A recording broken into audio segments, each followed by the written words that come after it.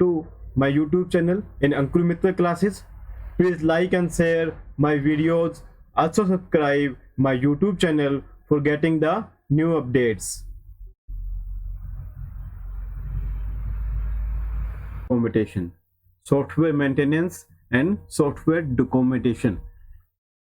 After the completion of implementation phase की complete होने के बाद सिस्टम सॉफ्टवेयर जो भी है आपका, जो हमने बनाया है और इंस्टॉल किया है या इम्प्लीमेंट किया है, उसको प्रॉपरली मेंटेनेंस रिक्वायर होती है कि अगर आपके सॉफ्टवेयर वर्क करते वक्त कुछ दिक्कत आ रही है या कुछ इम्प्लीमेंट प्रोसेस के बाद कुछ आपको कमी नजर आ रही है तो उस प्रोसेस को बोलते हैं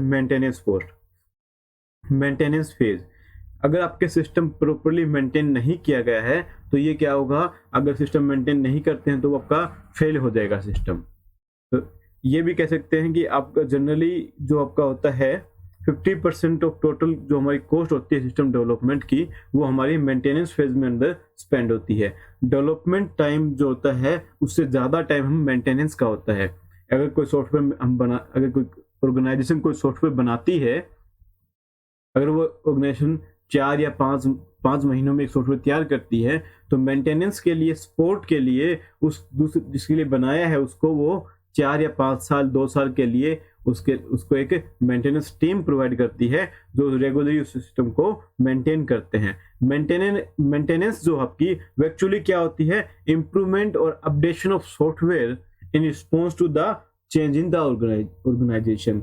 उस करंट वर्किंग ऑर्गेनाइजेशन के अंदर जैसे जैसे कोई चेंज होता है या कुछ हम मॉडिफिकेशन चाहते हैं सॉफ्टवेयर में, उसको बोलते हैं मेंटेनेंस जो है वो आपकी लेबर इंटेंसिव होती है, लेबर पे डिपेंड करती है, एक्सपेंसिव होती है, एक्सपेंसिव फेज है आपका सॉफ्टवेयर डेवलपमेंट के अंदर, क्योंकि इसमें टाइम भी ज़्यादा लगता है, मनी भी ज़्यादा लगती है, क्योंकि एक लंबे टाइम तक आपको मेंटेनेंस प्रोवाइड करना होता है और उस लंबे टाइम तक मेंटेनेंस प्रोवाइड करेंगे तो एक टीम रिक्वायर होगी, टीम के अकॉर्डिंग उसको सैलरी देनी है आपको, तो उसका फेज का टाइम भी आपका इंक्रीज हो जाता है।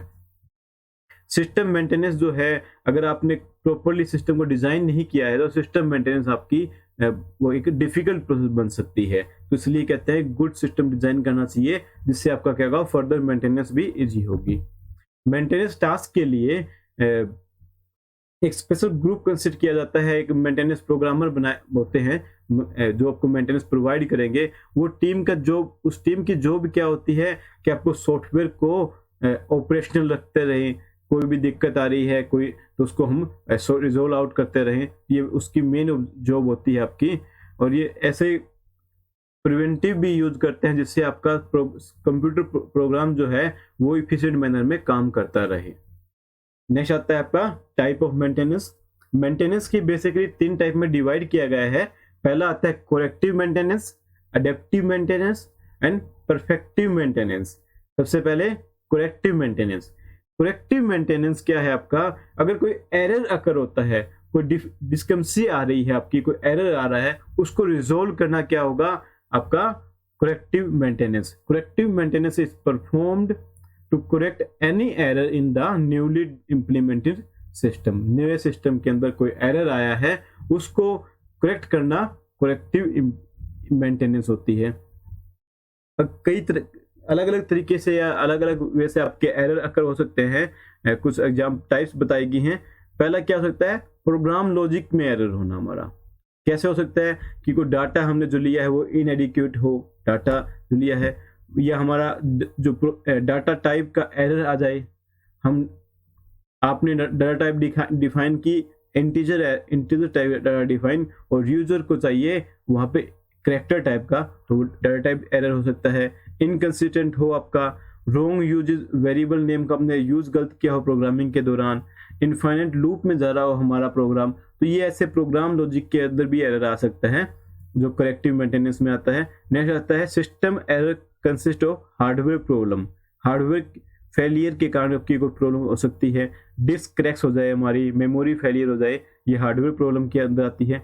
ऑपरेशनल एरर्स अगर होते हैं, ऑपरेशनल एरर किसके तरफ से होते हैं, जो ऑपरेटिंग स्टाफ है उसकी तरफ से आपका ऑपरेशनल एरर आ सकता है। कैसे, अगर उसने इम्प्रॉपर बैकअप लिया हो आपके कंप्यूटर फाइल का, अगर जैसे कि प्रिंटर में अगर वो रिबन चेंज कर रहा है तो रिबन चेंज करना उसको अच्छे से नहीं आता है, तब भी आपका क्या होगा, एक फेलियर होगा। ये होता है ऑपरेशनल फेलियर्स एरर्स। नेक्स्ट आता है user errors occur due to the deficiency in training and user guide. अगर यूजर गाइड अच्छी तरीके से नहीं बनाई गई है तब भी आपकी दिक्कत आ सकती है, या यूजर ने अच्छे से ट्रेनिंग नहीं ली है, वो भी आपकी उस करेक्टिव मेंटेनेंस में आती है। नेक्स्ट आता है अडेप्टिव मेंटेनेंस। अडेप्टिव मेंटेनेंस क्या है आपका, जैसे जैसे कुछ चेंजेस हो रहे हैं ऑर्गेनाइज, जैसे कि इंडस्ट्री में चेंज आ रहा है, उसके अकॉर्डिंग हम क्या करें, अपने सॉफ्टवेयर को अप टू डेट रखें। वो क्या होगी, अडेप्टिव, अडेप्ट होना, किसी के इन्वायरमेंट के अंदर जैसा चेंज आ रहे हैं वैसे हम ढल जाए, उसको बोलते हैं adaptive maintenance. Adaptive maintenance is perform to meet the following changes required of the market and organization. It is performed with a view to keeping the software up to date. Up to date रखने के लिए जो maintenance require होती है adaptive maintenance. Adaptive maintenance जो है इसमें कुछ और भी टास्क परफॉर्म किए जाते हैं, फाइल की कॉपी की जाती है, copying the files, backup create किया जाता है, और फाइल रिकॉग्नाइजेशन की जाती है, फाइल कन्वर्जन, टेबल अपडेट की जाती है जिसके अंदर हम रिवाइज करते हैं डिफरेंट डाटाज को। तो ये आती है आपकी अडेप्टिव मेंटेनेंस। नेक्स्ट आती है नेक्स्ट मेंटेनेंस टाइप आती है परफेक्टिव मेंटेनेंस। परफेक्टिव मेंटेनेंस आपकी क्या है कि क्या हम और इम्प्रूव करें वर्किंग सॉफ्टवेयर के अंदर जिससे आपकी इफिशिएंसी इंक्रीज हो जाए। Perfective maintenance is perform to further improve the efficiency of working system. इस कुछ वे है इफिशिएंसी को इम्प्रूव करने के लिए, modify data structures, backup the record, eliminating the temporary work files, modify expensive part of the system. ये आपके थे, ये हमारे हैं मेंटेनेंस टाइप। नेक्स्ट आता है आपका बुक के according activity of maintenance procedure, reducing the maintenance cost. दोनों टॉपिक आपके सिलेबस के अंदर मेंशन नहीं है, फिर भी आप इन दोनों टॉपिक्स के गो थ्रू हो जाना जिससे आपको आइडिया मिल जाए इन टॉपिक्स में क्या है। एक्टिविटी ऑफ मेंटेनेंस प्रोसीजर हम देख लेते हैं क्या होती है। मेंटेनेंस की एक्टिविटी क्या होगी, मेंटेनेंस जो स्टाफ है उसको रिसीव करे, एक रिक्वेस्ट आएगी सर्विस के लिए, किसके द्वारा आए, ऑथराइज यूजर के द्वारा आए। ये ना हो कोई भी पर्सन रिक्वेस्ट कर सकता है, मेंटेनेंस के लिए केवल ऑथराइज पर्सन ही करेगा।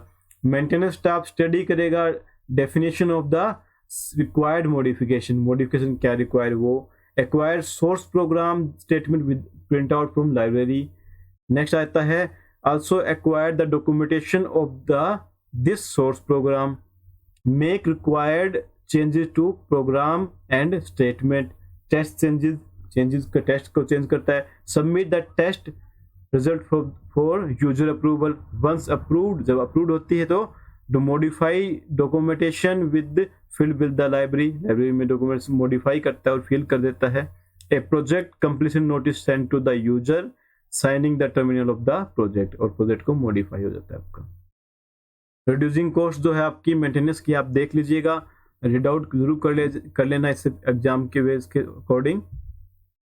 सिस्टम डॉक्यूमेंटेशन, सिस्टम डॉक्यूमेंटेशन एक यूजर मैनुअल की तरह होती है आपकी, जिसके हेल्प से हम उसके अंडरस्टैंड करते हैं कि उसमें क्या क्या फेज के अंदर कौन कौन सी रिक्वायरमेंट थी, उसके अकॉर्डिंग कौन कौन से डॉक्यूमेंट यूज हुए, क्या क्या डॉक्यूमेंट प्रिपेयर्ड किए गए इस प्रोसेस के द्वारा, या फिर हम कलेक्ट करते हैं, ऑर्गेनाइज करते हैं, उसको मेंटेन करते हैं हिस्टोरिकल रिकॉर्ड ऑफ प्रोग्राम, जो प्रोग्राम लिखा है उसका एक पूरा रिकॉर्ड तैयार करते हैं।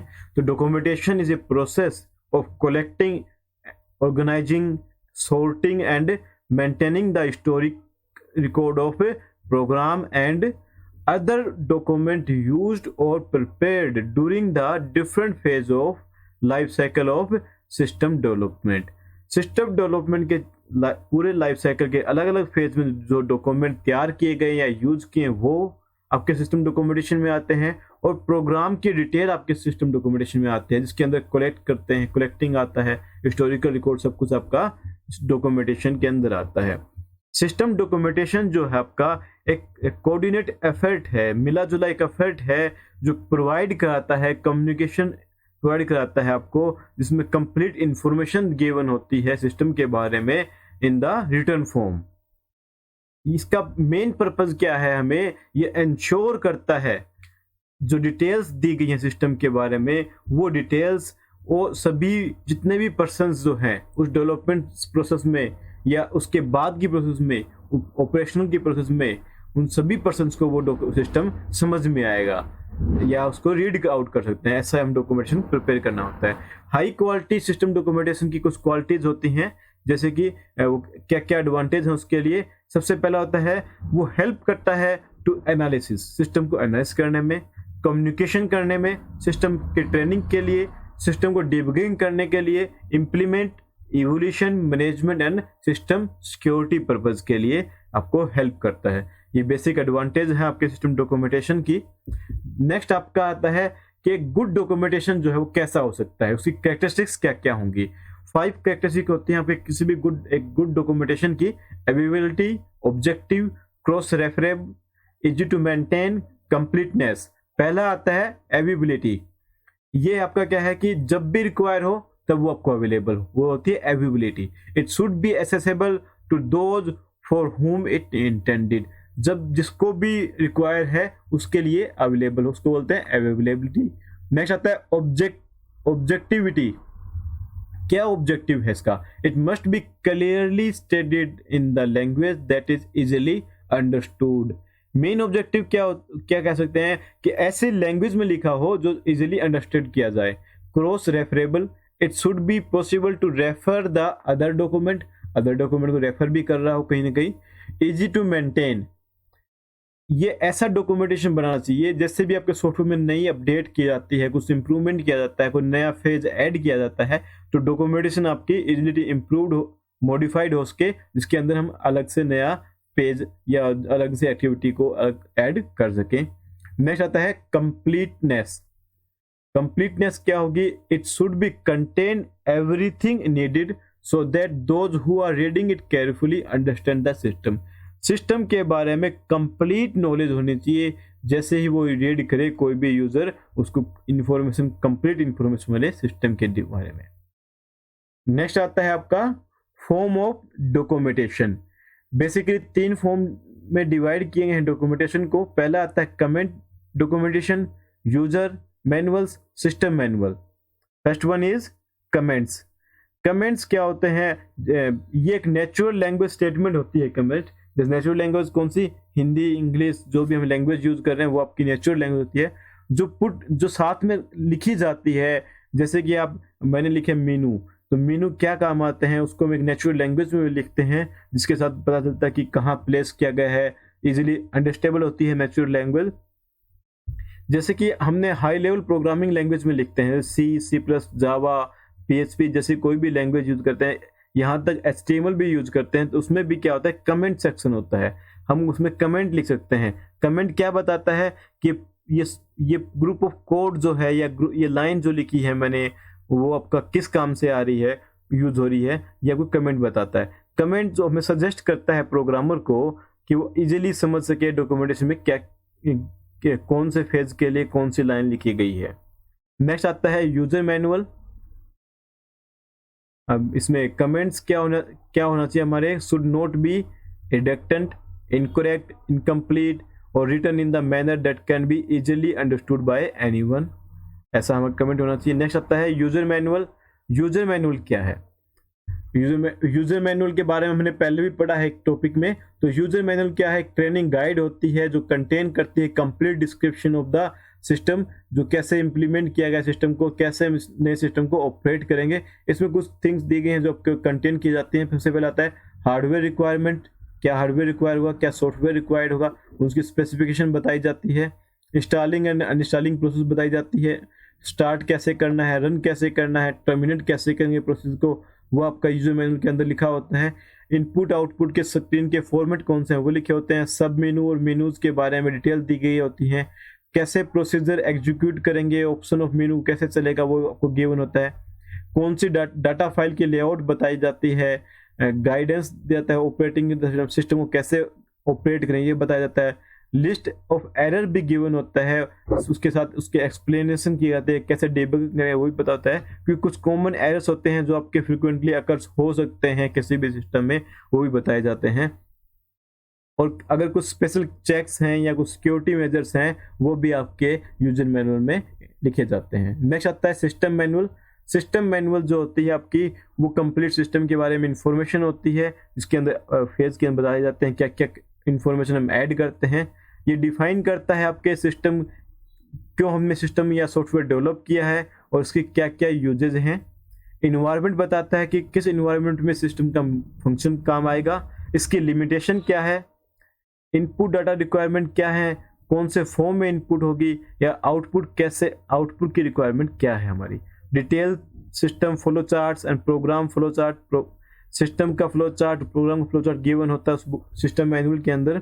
Specific program names along with their description and purpose, कुछ स्पेशल प्रोग्राम हमने रिटर्न किए हैं तो उसके बारे में बताया जाता है और उसके नेम्स बताए जाते हैं, क्या क्या पर्पज है।